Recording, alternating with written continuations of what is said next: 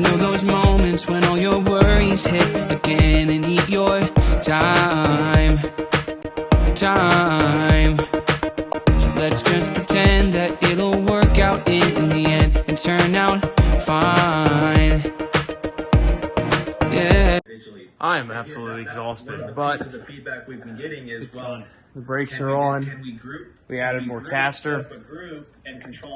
So tomorrow I'll test drive it, make sure it drives good. And then I'm really troubleshooting a water leak in this thing. You probably can't tell on the camera.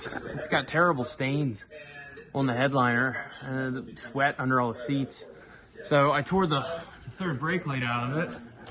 That was definitely resealed before. Hard to tell if it was leaking or not. I tore the roof seals off. So I heard the spot welds can leak there, but they kind of look all right, but we'll reseal them too.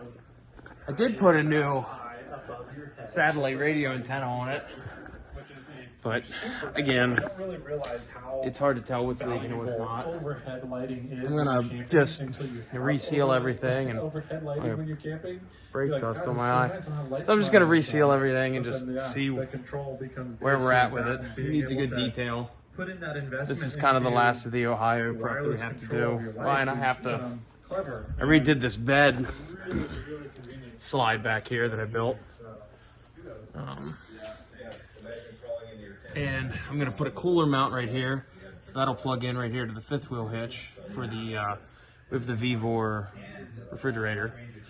And then I have toolboxes that I wanna mount here as well, somehow. That'll hold some gear for us for the 24 hours of Appalachia we're gonna be doing. This is gonna be the tow rig to take everything down.